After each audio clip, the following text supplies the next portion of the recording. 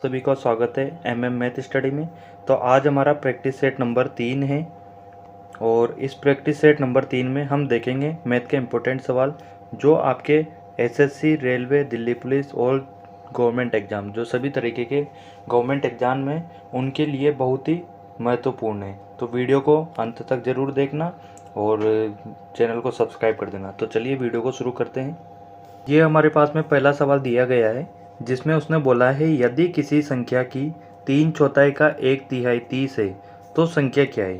अब चलिए देखते हैं इसको कैसे सोल्व करेंगे। जैसे उसने बोल रखा है हम वैसा का वैसा करते जाएंगे।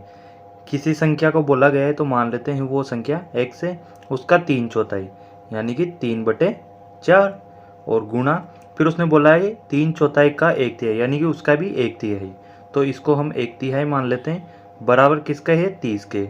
अब इसको सोल्व कर लेंगे, यहाँ से हम x की वैल्यू निकाल लेंगे। तो क्या करेंगे, इस 3 से 3 कट जाएगा और ये जो 4 है ये उधर गुणा हो जाएगा। तो x बराबर यहाँ से आ गया अपने पास 4 गुणा और ये 30। जब इसको हम सोल्व करेंगे तो यहाँ से अपने पास आ जाएगी x की वैल्यू 120, जो कि हमें ज्ञात करनी थी कि वो संख्या क्या है। तो x की वैल्यू है 120, तो यहाँ पर ऑप्शन नंबर सी इसका सही जवाब हो जाएगा। अब अगला सवाल देखते हैं। ये हमें अगला सवाल दिया गया है कि 180 का x% बराबर 81 है, तो x का मान क्या होगा। अब x की वैल्यू यहाँ पर हमें ज्ञात करनी है, तो हम लिखेंगे इसको 180 और ये 180 और उसका भी x%, तो यानी कि ये x% x/100 बराबर कितना दे रखा है हमें 81। इसको सोल्व कर लेंगे। 9 से इसको काटेंगे 9 बार, 9 से इसको काटेंगे 20 बार और ये 0 से ये 0 कट जाएगा। 2 से इसको काटेंगे 5 बार, तो यहाँ से x की वैल्यू कितनी आ जाएगी अपने पास में, ये 5 इधर गुणा हो जाएगा, तो ये आ गया अपने पास में 9×5 = 45। हमें x का मान निकालना था कि x का मान कितना होगा, तो x का मान यहाँ से 45, ऑप्शन नंबर बी इसका सही जवाब हो जाएगा। अब अगला सवाल देखेंगे हम, अगला सवाल क्या दिया हुआ है। यहाँ पे ये हमें अगला सवाल दिया गया है 10⁻³ गुणा 10⁻12 गुणा 1000 बराबर कितना होगा। तो आपको पता होगा कि जैसे कि मान लो a की घात m है, गुणा में a की घात n और गुणा में a की घात जैसे मान लो p है। तो जब भी आधार समान हो तो उनकी घात अगर गुणा में है ना, ये आधार समान है, तो ये आपस में जुड़ जाती है, यानी कि ये हो जाएगी a की घात m plus n plus p। तो ये इसका फॉर्मूला होता है, यानी कि एक मेथड होता है। तो इसको इसी तरीके से हम सोल्व करेंगे। ये है अपने पास में 10⁻³ गुणा, ये है 10⁻12 कितना 12 और ये दिया हुआ है 1000, तो 1000 कितना होता है 10⁻3।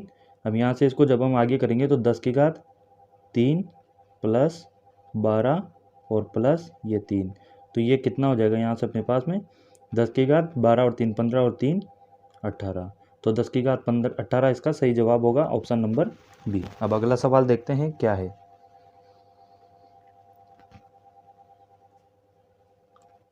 ये अगला सवाल दिया गया है किसी त्रिभुज के कोणों का अनुपात दे रखा है 1:2:3 है, तो सबसे बड़े कोण का मान क्या होगा। अब आपको पता है कि कोई भी जब त्रिभुज है तो इसके तीनों कोणों का योग कितना होता है, तीनों कोणों का योग होता है अपने पास में 180 डिग्री, और यहाँ पर उस कोणों का जो अनुपात दिया हुआ है तो इस अनुपात का हम योग करेंगे, तो ये कितना हो गया 1 + 2 + 3, ये कितना हो जाएगा 3 2 5 और 1 6, ये 6 हमें रेशो में दिया गया है, ये अनुपात का योग है और कोणों का योग कितना होता है 180, तो ये इसके बराबर हो जाएगा। यहाँ से 180 डिग्री के बराबर कर देंगे, एक रेशो का मान निकालेंगे यहाँ से, तो अपने पास कितना आ जाएगा 30 डिग्री। और हमसे पूछा गया है सबसे बड़े कोण, तो सबसे बड़े कोण अनुपात में जो सबसे बड़ा है उसी के बराबर होगा 3। एक का मान 30 है तो 3 का मान कितना हो जाएगा यहाँ से 3 × 30 डिग्री, तो ये हो जाएगा अपने पास में 90 डिग्री। ये इसका सही जवाब हो जाएगा, ऑप्शन नंबर डी। अगला सवाल देखते हैं। ये अगला सवाल दिया गया है 999 का स्क्वायर माइनस 998 का स्क्वायर। तो अब इसको हल करने के लिए हम इसको यूँ तो नहीं है ना, इसका स्क्वायर करेंगे, फिर इसका स्क्वायर करके इसमें से माइनस करेंगे। इसका एक फॉर्मूला होता है x² - y² का, ये होता है अपने पास में x + y और गुणा x - y। तो इसको इस फॉर्मूला से इसमें मान रख के कर देंगे। ये अपने पास में x है और ये y है, तो यहाँ से ये हो जाएगा x यानी कि 999 प्लस 998 और गुणा x माइनस वाई यानी कि 999 माइनस 998। अब इसको सोल्व कर लेंगे, ये दोनों जुड़ जाएगा तो हो गया 9 और 8 17 के साथ हासिल का 1, 9 9 18, 1 19 का 9 हासिल का 1 18 और 1 1997 और गुणा ये जब इसको और इसको सोल्व करेंगे तो यहाँ से 1 आ जाएगा यानी कि 1997 इसका सही जवाब हो जाएगा ऑप्शन नंबर सी। अब अगला सवाल देखते हैं, क्वेश्चन नंबर 6 क्या दिया हुआ है। ये दिया गया है ए और बी की आमदनी का अनुपात दिया गया है 3:5 है और सी और बी का अनुपात दिया गया है 9:7। यदि ए और सी की आमदनी का अंतर 4800 रुपये हो तो सी की आमदनी क्या होगी। अब देखिए इसको हम कैसे सोल्व करेंगे। उसने हमें ए और बी की आमदनी का अनुपात दिया गया है, ये ए है और ये बी। ए और बी का है 3:5 और सी और बी का, ये ध्यान रखना बी और सी का नहीं है, सी और बी का है, यानी कि सी और बी का अनुपात कितना दिया गया है 9:7। अब हम देखेंगे कि यहाँ पर बी का अनुपात 5 है और यहाँ पर 7 है, तो हम दोनों को बराबर करेंगे। दोनों को बराबर करने के लिए क्या करेंगे, ये जो टोटल है ना इसको 7 से गुणा कर देंगे और ये जो टोटल है इसको 5 से कर देंगे, क्योंकि ये हो जाएगा 35 और इस 5 को जब इस 7 से गुणा करेंगे तो ये भी हो जाएगा 35।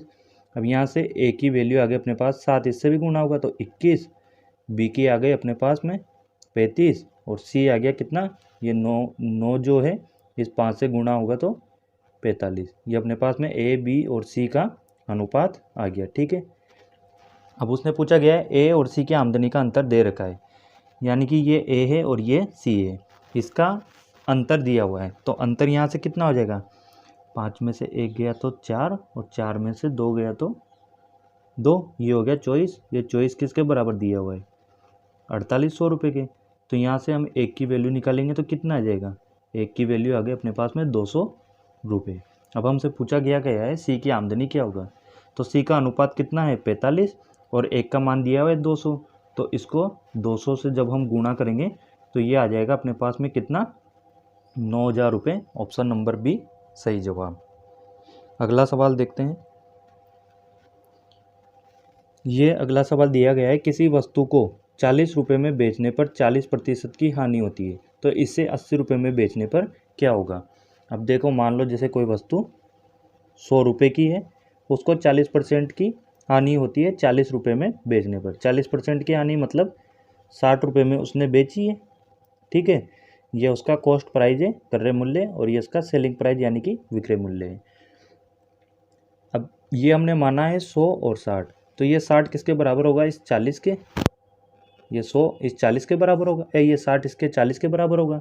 यहाँ से हम 100 की वैल्यू निकालेंगे इसकी, तो 100 की वैल्यू निकालने के लिए क्या करेंगे 40 और ये 60 है ना, इसको डिवाइड में करके और गुणा 100 कर देंगे, तो यहाँ से हमें क्रय मूल्य पता हो जाएगा।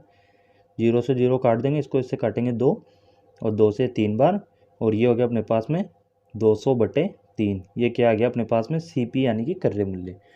अब उसने बोला गया है कि इसे 80 रुपये में बेचना होगा, 80 रुपये में बेचता है यानी कि इसका सेलिंग प्राइस हो गया। यहाँ से हमें देखना है कि इसको लाभ होगा या नहीं होगा। अब या तो ये जो 200/3 है इसको डिवाइड कर लो 3 से, या फिर इस 3 का गुणा इधर कर दो, तो इस 3 का गुणा इधर कर देंगे तो क्या आ जाएगा अपने पास,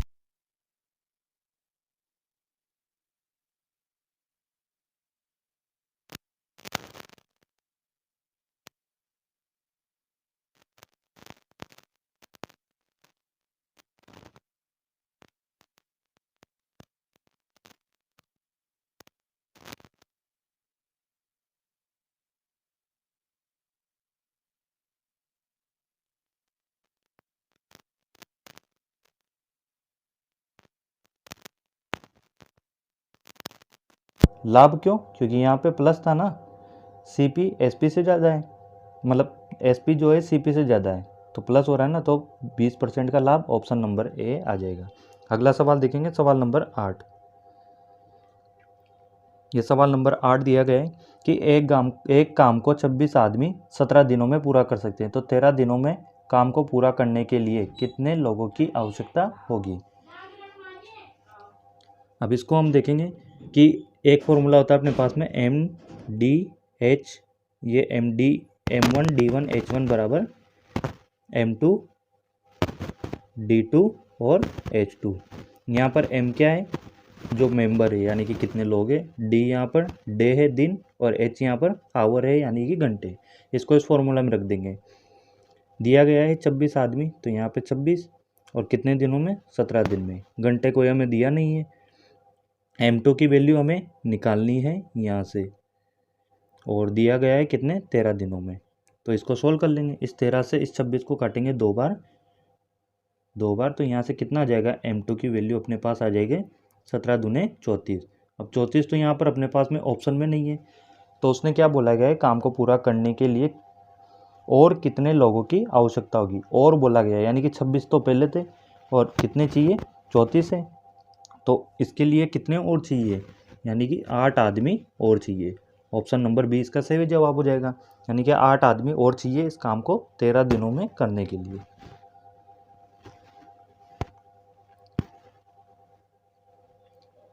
अब ये अगला सवाल दिया गया हमें, क्वेश्चन नंबर 9। 3 संख्याओं का औसत दिया गया है 15, और ये 3:5:7 के अनुपात में हो, तो बड़ी संख्या क्या होगी। अब 3 संख्या जैसे कि मान लो, या तो इन्हीं को मान लो, या फिर जैसे हम औसत कैसे निकालते हैं कि x + y + z, इनका औसत बराबर किसके हैं, 15 के। तो यहाँ से हम देखेंगे कि x + y और + z, इनका योग कितना आ जाएगा, इस 3 का इधर गुणा करने पर 45। ये योग 45 के बराबर है, और ये भी हमें अनुपात में संख्या दी गई है। तो ये जो योग है इन संख्याओं के, इन अनुपात वाली संख्याओं के योग के बराबर होगा।